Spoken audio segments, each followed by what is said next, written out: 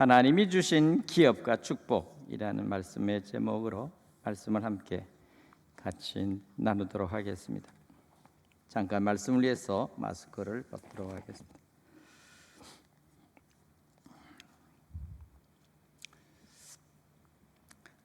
이번 추석을 통해서 많은 가족, 자녀들이 이제 노부모님의 집, 고향집을 찾아서 와서 함께 같이 인사하고 식사하고 또 함께 같이 주도 주모 예배를 드리고 그리고 돌아간 줄로 믿습니다.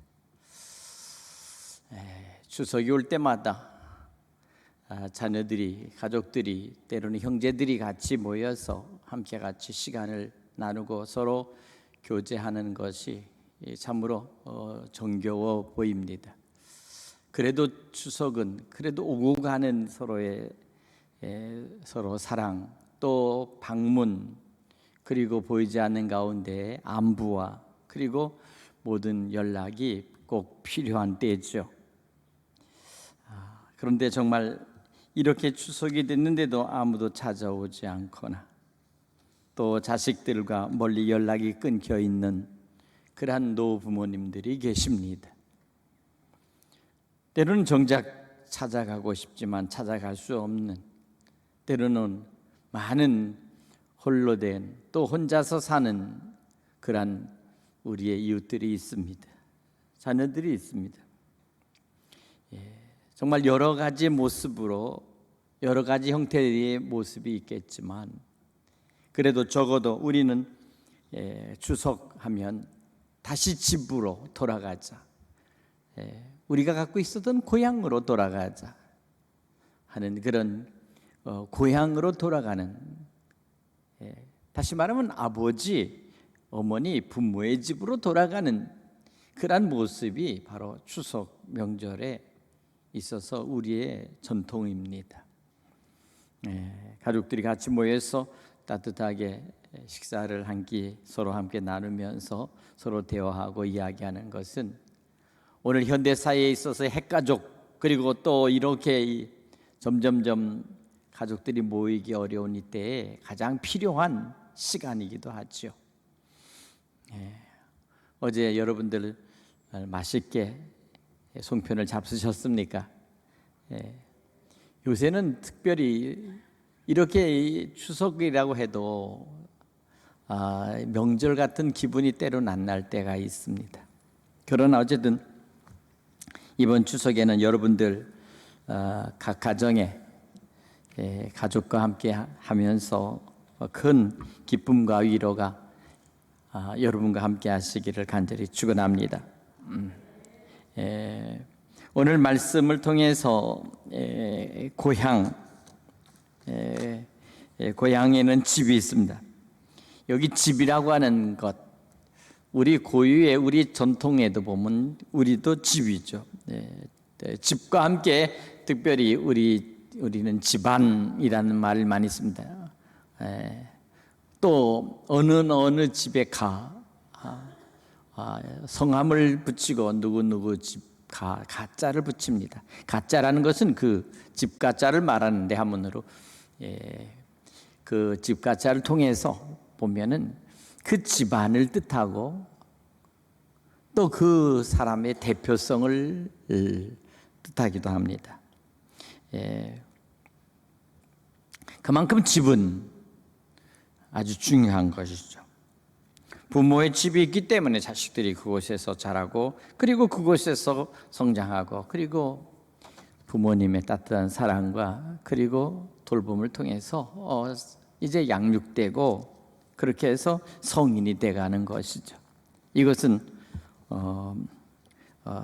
모든 사람 인류가 가지고 있는 그러한 생활의 방식입니다.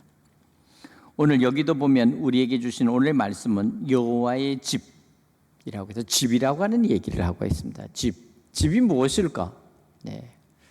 대체적으로 하우스, 요새는 그 하우스라는 개념, 그저 머물러 있는 공간이라고 하는 그런 이야기도 할 수 있지만 사실은 집이라고 하는 것은 사실은 엄밀히 말하면 그 삶의 터전 속에서 부모들을 대표하는, 부모들이 안주하는 장소, 바로 또 독립된 세대가 부부를 이루고 사는 그러한 장소를 뜻하기를 하죠. 최근에는 그런데 놀랍게도요, 1인 가족들이 살아가는 집이 너무 많이 지금 급속하게 지금 확장되고 있습니다. 정말 잘못하면 1인 1가구 시대가 지금 돌아왔다 하는 얘기를 해요. 멀리 떨어져서 분가해서 나가는 자식들은 거의 다가 이제는 도시에서 이제 집을 장만해서 살아가는데, 그 개념을 집이라는 개념으로 이해할까? 아니면 그냥 살아가는 그런 거처라고 해야 될까? 바로 그것입니다. 적어도 안주하고 모든 것이 안정된 장소, 또 그곳에 부모가 계신 곳, 아마 그것이 집이 아닐까 하는 생각을 해봅니다만은, 그러나 현대에 있어서의 집의 경우는 여러 가지의 어떤 사용과 그러한 변화가 있기 때문에 점점점 집이라고 하는 그 의미가 점점 많이 퇴색해 가고 있습니다. 그러나 어쨌든 한 가지는 이 추석이나 설 명절을 통해서 보면은 거의 다가 이제 집이라고 하는 것을 찾아가게 되는데, 바로 그것을 다른 말로 말하면 고향이라는 의미가 더 낫지 않을까 싶습니다. 당신의 고향은 어디입니까? 흔히 우리 이렇게 물어보잖아요. 그렇죠? 당신 고향 어디입니까? 제 고향은 논산입니다. 아, 그래요? 저는 천안입니다. 각각의 고향이라는 얘기는 곧 자기의 집이 있던 바로 그것을 말하죠. 그만큼 사람은 자기 안에 주어진 이 전통과 함께 고향에 대한 마음의 고향, 정신세계에 있어서 이미 자리를 잡은 그 고향, 어쩌면 자기 안에 그대로 남아있는 바로 기억의 장소로서의 고향, 바로 그 고향이 바로 진정한 고향이 될 줄로 믿습니다. 그런데 이 고향이라고 하는 바로 이곳에는 집이 있죠. 우리에게 가장 위로가 되고 우리에게 가장 소중한 것은 바로 아버지, 어머니가 있는 집이죠. 이것은 우리가 살아가는 데 있어서 현실적인 것이라면, 또 한 가지, 여호와 하나님께서도 우리에게 집을 세워주신다는 겁니다. 오늘 이 시간 이 자리에 모여있는 우리 모든 성도 여러분에게 각자에게 집이 있죠. 또 각자의 자녀들에게도 집이 있습니다. 그 집이 사람이 세우는 집, 여기 사람이 수고하고 사람이 애쓰고 그렇게 해서 모든 지은 그 집, 그런 집이 있는가 하면 또 한 집, 여호와께서 세우시는 집, 하나님께서 친히 개입하셔서 짓는 집, 이 집이 있다는 것을 오늘 성경은 말씀하고 있습니다. 그래서 오늘 여호와께서 집을 세우지 아니하시면 세우는 자의 수고가 헛되다, 이렇게 말합니다. 오늘 사는 여러분에게 있는 그 집은 주님이 여러분의 집을 세워주셔서 여러분들이 안주하고 거주하는 그러한 축복의 집이 될 수 있기를 간절히 바랍니다. 여호와께서 지으시는 집, 바로 그것은 우리의 수고가 헛되지 않도록 하나님이 보장하시는 하나님의 축복이 있는 집입니다. 이것은 믿음으로 세우는 집입니다. 또한 이것은 하나님의 은혜 가운데 주님이 주시는 축복, 바로 그 축복의 집이 바로 그런 집이 될 수 있기를 간절히 바랍니다. 한 가지, 그 집은 사실은 또한 다른 의미로 말하면 우리에게 준 기업입니다. 그 집이 곧 여러분에게 하나님이 주시는 기업의 터전이 될 수 있기를 간절히 축원합니다. 흔히 보면 서울에 유명한 아주 그 돈이 많은 재벌가의 집들이 몰려 있는 곳이 있습니다. 여러 장소는 여러 군데가 있는데, 그런데 집은 그 집이 문제가 아니라 사람들이 점점 집터를 얘기합니다. 집터. 집터가 좋아서 그 위에 세운 집 때문에 그 집이 축복을 받고 세상으로 말하면 성공했다, 그렇게 생각하는데 그것은 아닙니다. 세상에서 풍수지리설을 믿어도 집터가 좋아서 하는 것이 아닙니다. 하나님께서 그 집을 축복하시는 그 집이 진정한 집이라는 것을 믿으시기 바랍니다. 이 집은 두 가지입니다. 세상에 짓는 집도 있지만 또 한 가지는요, 우리 마음에 짓는 집이 있어요. 세상에 있는 모든 집은 허물어질 수 있고 세상의 모든 집들은 다 무너질 수 있지만, 그러나 우리 마음속에 세운 그 집은 영원히 무너지지 않습니다. 믿음으로 세운 집이요, 하나님의 말씀으로 지은 집이기 때문이죠. 여러분 마음속에 하나님께서 주신 믿음의 약속을 따라 집을 세울 수 있기를 간절히 바랍니다. 오늘 그와 같은 집은 바로 하나님께서 지은 집은 무너지지 않는다. 반석 위에 세운 집입니다. 그래서 주님께서는 베드로의 그 신앙 고백에서 내 이름의 반석 위에 내 교회를 세우겠다 하면서 내 집을 세우겠다, 이렇게 말씀하고 있지 않습니까? 오늘 특별히 여기 여호와께서 성을 지키지 아니하시면 파수꾼이 깨어 있음이 헛되다. 여기 성이라는 것은 바로 옛날에는 도시와 성을, 이 성 안에 도시를 짓고 그곳에 이제 국가가, 나라가, 또 거기에 모든 주민들이 살았습니다. 성을 빼앗기면 나라를 빼앗기는 것 같고요, 나라가 무너지는 것 같죠. 특별히 이스라엘의 예루살렘 성을 뺏기면 곧 그것은 이스라엘이 나라가 망하는 것이죠.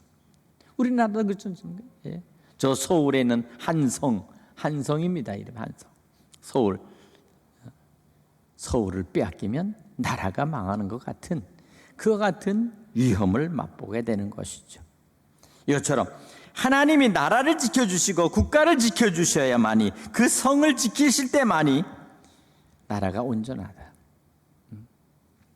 오늘 여기 보니까 성을 지키지 아니하시면, 여호와께서 성을 지키지 않으시면 파수꾼이 깨어 있어도 그 파수꾼 군인들이 나라를 지키고 그 성을 지켜도 그것이 아무 소용이 없다는 겁니다. 쉽게 무너지고 결국은 쓰러질 수밖에 없다.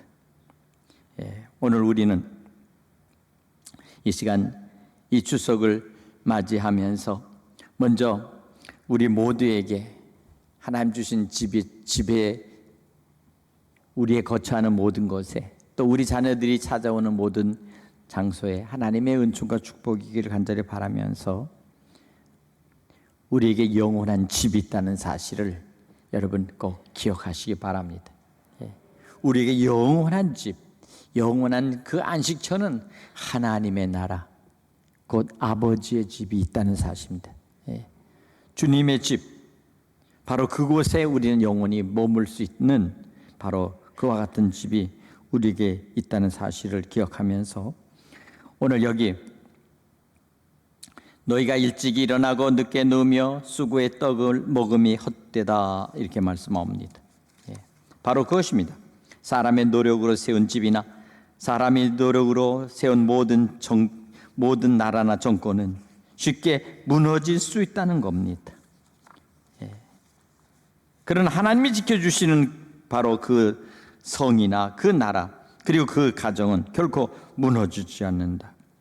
신명기 7장 6절에도 보면 너는 여호와 네 하나님의 성민이라, 네 하나님 여호와께서 지상 만민 중에서 너를 자기 기업의 백성으로 택하셨나니, 이렇게 말합니다.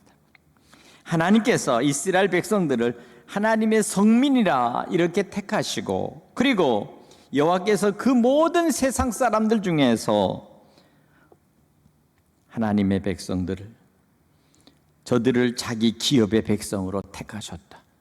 오늘 우리가 예수 그리스도 안에서 오직 주를 믿는 하나님의 백성들은 바로 하나님께서 당신의 기업의 백성으로 택하신 줄 믿으시기 바랍니다. 예. 마태복음 25장 34절에도 보면 예수님께서 이 집에 대한 얘기를 하면서 오늘 이렇게 말합니다. 창세로부터 너희를 위하여 예비된 나라를 상속하라. 이렇게 말을 합니다. 예, 기업이라고 하는 의미와 집이라는 의미는 어떻게 보면 같은 의미로 우리가 생각해 볼 수 있습니다. 예, 기업이 망하면 집이 망하고요. 집이 망하면 기업이 망하더라고요. 그러니까 어떻게 보면 집을 세운다는 것은 곧 기업을 일으킨다는 것이고 기업이 성공하는 것이요. 집이 잘못된다는 것은 결국 집이 무너질 뿐만 아니라 집을 잃어버리거나 아니면 집을 완전히 다 파산시킬 때 보면 그 집은 바로 그 모든 가족들이 결국 다 뿔뿔이 흩어져 버리거나 아니면 그 집이 결국은 폐가하는 것이 폐가. 예. 그러나 하나님께서 지켜주실 때 그 기업이 온전히 세워지고 하나님의 축복 가운데 더욱 번성하고 더욱 커질 줄로 믿습니다. 예. 우리 교회 성도들의 가정과 자녀들 속에서 큰 기업들이 나타나기를 주님의 이름으로 간절히 축원합니다.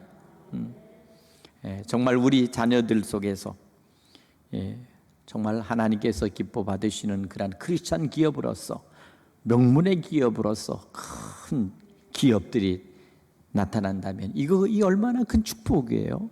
네. 모든 사람에게 유익을 끼치고 또한 모든 사람들에게 정말 모범이 되는 모든 사람들이 존경하는 기업, 바로 그런 기업이 되기를 원해요.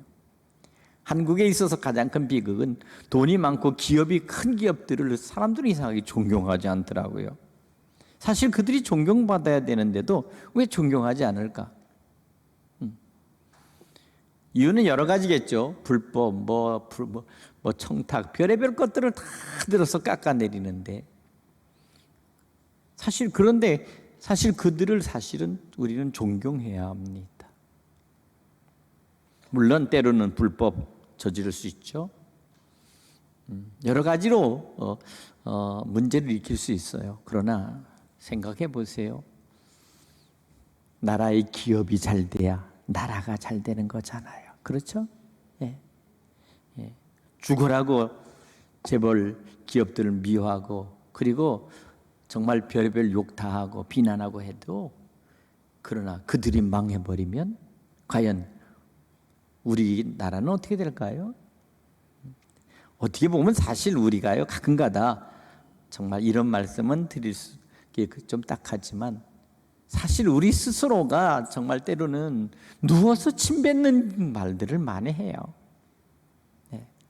우리가 우리나라의 국격을 깎아내리고 우리가 우리나라의 기업들을 헐뜯거나 아니면 그들을 탓하는 모든 이러한 부정적인 컴플레인하는 부정적인 생각들을 보다는 우리는 앞으로 좀 더 저들을 좀 더 존경함 뿐만 아니라 서로가 상호가 진정한 노사의 문제가 정말 가장 좋아질 수 있도록 그렇게 상생하는 그런 나라와 그런 기업들이 되기를 간절히 소원합니다. 바로 그것입니다. 어쨌든 오늘 여기 우리에게 주신 가장 큰 축복은 오늘 놀랍게도 자식이 여호와의 주신 기업이라고 말씀. 자식.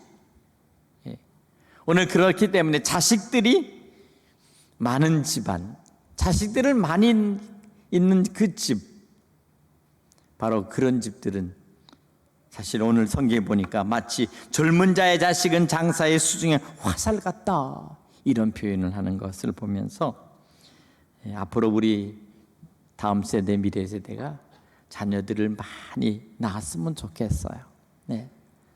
문제는 사실은 그렇죠. 자녀들을 많이 낳는 그 모든 것들이 다 요새는 돈으로, 경제로 모든 것을 환산하니까 자식들을 낳지 않잖아요. 예전에는 부모들이 생각하지 않고 무턱대고 낳죠. 예. 많이 낳죠. 그래도 걱정하지 않았어요. 자식 낳으면서 걱정하면서 자식 낳은 부모들 있나요? 그러나 요새는 너무도 계산을 많이 하는 것 같아요. 예. 그러나 그렇게 계산한다고 해서 그게 될 일이 아니죠. 자식은 하나님이 주시는 거예요. 하나님께서 주시고, 하나님께서 저들을 이끌어 가시고, 하나님께서 저들을 축복하시고, 하나님을 통해서 저들의 기업이 잘 되고 부흥될 줄로 믿습니다. 예. 이 믿음을 가져야 돼요. 예. 우리의 자식들은 하나님께서 반드시 축복하신다.